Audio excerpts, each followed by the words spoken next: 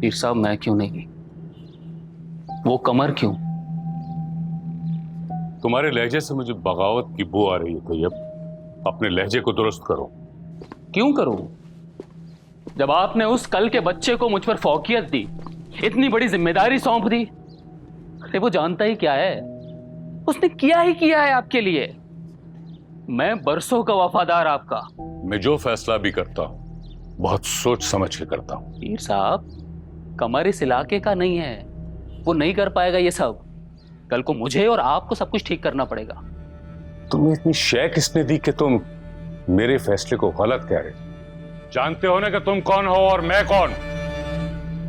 बखूबी जानता हूं सरकार, और आप भी जानते हैं कि आपके हर फैसले पर लब्बैक कहा है मैंने, लेकिन अब नहीं। बस, हो कौन तुम? जानते भी हो तुम्हारा बाप कौन था? नहीं जानते। तुम्हारी हैसियत तो गली में पड़े उस कूड़े जितनी भी नहीं है, जिसे कम से कम यह तो पता होता है कि वो किस घर का गंद है। और तुम मेरी गद्दी के ख्वाब देख रहे हो? गलाजत के ढेर से उठाकर लाया था मैं तुम्हें। गद्दा खून हो तुम। तुम्हें अपनी औकात याद रहनी चाहिए। आज तुम जहां भी हो, जिस मुकाम पे भी हो, मेरी वजह से हो। सब मानता हूं सरकार, और आज ये भी जान गया हूं कि बरसों की फर्माबरदारी आपका खून साफ नहीं कर सकती। बदनस्ला बदनस्ला ही रहता है। मैं तो सिर्फ वफादारी निभा रहा था आपकी। आपने तो कुत्ता ही बना दिया है मुझे, जो आपके हुक्म पे भौंकता है, आपके इशारे पे काटता है।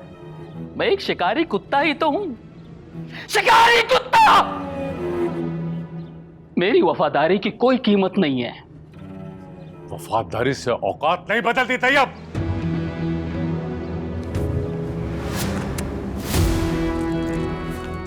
क्या कर रहे हो? ये हटाओ से। देखो तैयब, मैं ये सब कुछ नहीं कहना चाहता था। तुमने मुझे मजबूर किया कि मुझे कहना पड़ा कि तुम बेनस्ले हो और अनपढ़। पहले हमारा वास्ता अनपढ़ लोगों से था, लेकिन अब जमाना बदल गया है। हमें कमर जैसे पढ़े लिखे लड़के की जरूरत है जो हमारी आवाज को इस शहर, इस मुल्क, बल्कि इस दुनिया तक पहुंचा सके। मगर मेरा क्या?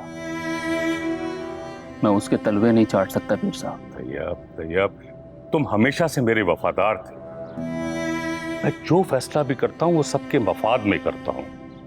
तुम्हारे जेल जाने की वजह से हालात ऐसे हो गए कि मुझे मजबूरन ये करना पड़ा, लेकिन उससे क्या फर्क पड़ता है? आस्थाने का निजाम और इलेक्शन का सारा निजाम तुम्हें संभालना है, और अगर कमर जीत भी गया तो उसको चलाने वाले तुम हो। सियासत में जो शख्स सामने होता है उसके पीछे दिमाग किसी और का होता है। तुम हमेशा से मेरे हथियार थे और रहोगे। आप मेरे बाप की जगह हैं। आपने समझा दिया, मैं समझ गया हूं। मुझे तुम्हारी यही बात पसंद है कि तुम बात को फौरन समझ जाते हो।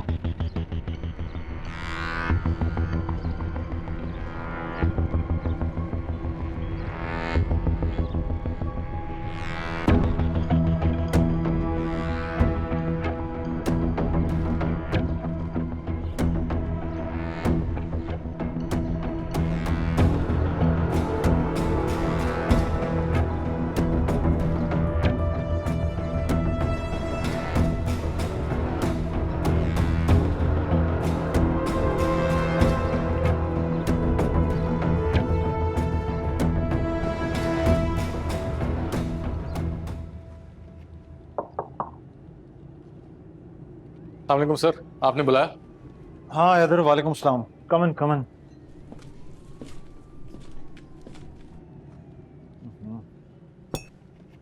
हैदर, मैं तुम्हें एक ड्यूटी दे रहा हूँ, उम्मीद करता हूँ तुम जिम्मेदारी से निभाओगे। हुक्म करें सर। हैदर, तुम्हें पीर सुबान के सारे जलसों की सिक्योरिटी संभालनी है। कल उनका जामनगर में भी एक जलसा है। जी ठीक है सर, ड्यूटी ड्यूटी होती है, जो सपोर्ट की जाए। लेकिन ये पीर साहब को गवारा करेगी? पीर साहब की खुद खास फरमाइश है कि उन्हें SHO हैदर ही चाहिए। ट्रेन सर, उनको तो मुझसे शदीद गिला है। मैंने उनके खास बंदे तैयब को उनके प्रेशर के बावजूद छोड़ने से उनके मुंह पर इनकार कर दिया था, तो फिर मैं क्यों? कम ऑन है, हो सकता है उन्हें तुम्हारी ऑनेस्टी और उसूल पसंदी ने मुतासर किया। तुम संभाल लोगे, और वैसे भी मैं उन्हें हाँ कर चुका हूँ, इसलिए प्लीज कोई शिकायत नहीं होनी चाहिए। Not at all sir. Thank you sir. Dismissed.